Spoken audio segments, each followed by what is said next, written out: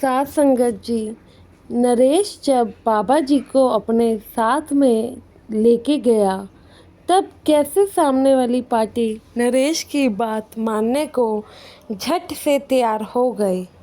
नरेश बताता है कि वैसे तो वह कई बार उन लोगों को मना रहा था, लेकिन वह नहीं माने। जब उन्होंने सेक्रेटरी साहब की मदद ली और सेक्रेटरी साहब ने क्या उन्हें ऐसा मंत्र बताया जो कि उसकी बेटी के ससुराल वाले शादी में मांस और मदिरा के भोजन ना रखने के लिए मान गए। तो साथ संगत जी, नरेश की साखी सुनने से पहले मैं आप लोगों से विनती करती हूँ कि वीडियो को अंत तक ज़रूर देखें। और संगत के अपने इस चैनल को आप लोगों ने सब्सक्राइब नहीं किया है तो ज़रूर कर लीजिए। तो साथ संगत जी, यह घटना नरेश की है जो कि पानीपत में रहता है। अब नरेश तो सत्संगी है ही, उसके आगे इतनी बड़ी ये समस्या आ गई है कि वह अपनी बेटी के लिए सत्संगी परिवार तो ढूंढ रहा था, लेकिन उसे नहीं मिल पाया। तो उसने दूसरे किसी परिवार में अपनी बेटी की शादी तय कर दी। बेटी की जिस परिवार में शादी हुई है वह लोग भी मांस मदिरा का सेवन नहीं करते हैं, लेकिन वह अपने रिश्तेदारों को अपना रुतबा ऊंचा दिखाने के लिए चाहते थे कि शादी में मांस और मदिरा का सामान भी रखा जाए। अब नरेश तो सत्संगी था, वह ऐसा कैसे कर सकता था। उसने बेटी के ससुराल वालों से कई बार बात करने के लिए सोची और करी भी, लेकिन वह लोग तो बिल्कुल कुछ सुनने को और मानने को तैयार ही नहीं थे। रिश्ता भी अच्छा था, परिवार वाले खुद तो नहीं खाते थे जो नरेश ज़्यादा लड़ाई झगड़ा करने की सोचता। अब नरेश को इस चीज़ की चिंता थी कि वह चाह कर भी ये काम नहीं कर पाएगा। अगर उसने ज़्यादा वार्तालाप करी तो शादी टूटने का भी डर हो सकता है। अब यह चीज़ नरेश को काफ़ी परेशान कर रही थी कि वह कैसे अपने जो कि रिश्तेदार है, समधी समधन है, उन्हें मनाए। तो नरेश संडे को सत्संग जाता है, सत्संग सुनता है। तो उसके बाद सत्संग सुनने के बाद सीधा पाठी जी और सेक्रेटरी साहब के पास चले जाता है। वहाँ जाके अपनी समस्या बताता है तो सेक्रेटरी साहब और पाठी साहब कहते हैं कि बेटा ये तो गलत बात है जो कि वह लोग मांग कर रहे हैं, लेकिन अब शादी का मामला है तो एक बार तुम और कोशिश करो उनसे बात करने की।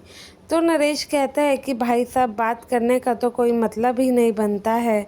मैं कई बार उन लोगों को समझाने के लिए गया हूँ, लेकिन वह लोग तो मेरी बात सुनने को ही तैयार नहीं हैं। तो नरेश को फिर पाठी साहब कहते हैं कि ज़रूर तुम अकेले गए होगे।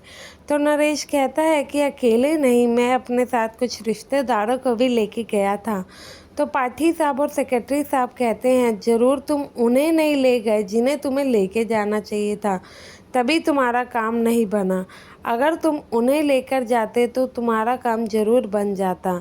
नरेश कहता है कि उन्हें किन्हें, मैं समझा नहीं।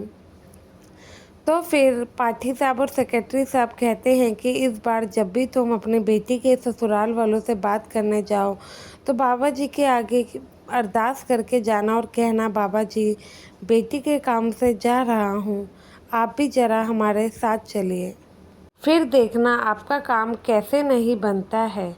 और इसके साथ साथ तुम जिस दिन भी जाओ उस दिन अमृत वेले में भजन सिमरन जरूर करके ही जाना, तभी तुम्हारा काम बनेगा।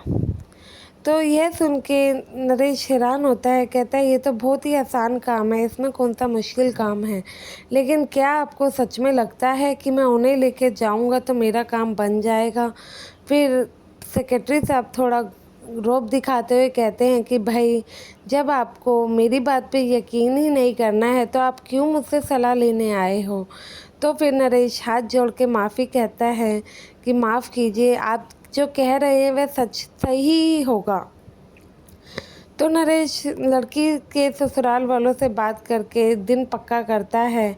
उस दिन सुबह जल्दी उठता है, अमृत वेले उठ के भजन सिमरन करता है। भजन सिमरन करने के बाद सुबह नहा धो के अपनी बेटी के ससुराल, होने वाले ससुराल पहुंच जाता है।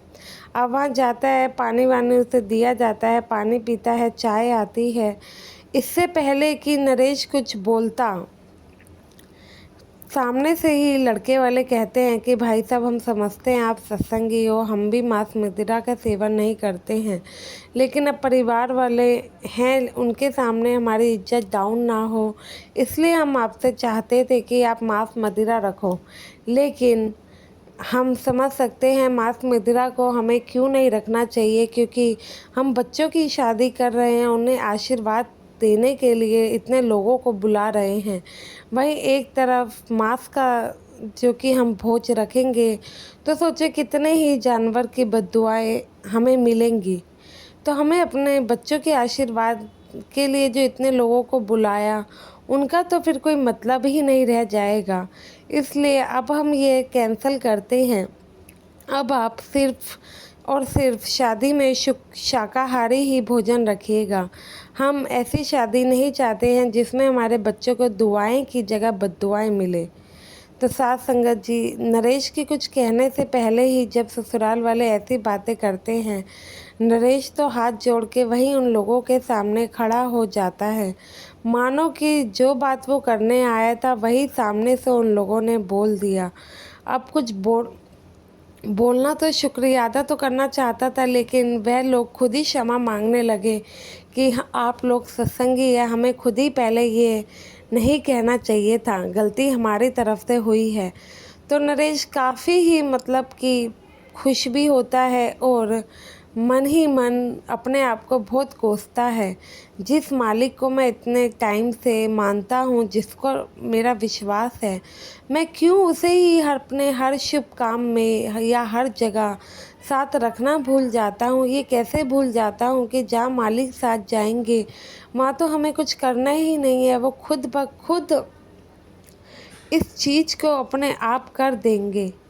तो साथ संगत जी, उस दिन वह बंदा समझ गया कि अमृत वेले उठ के भजन सिमरन करने का क्या फल मिलता है।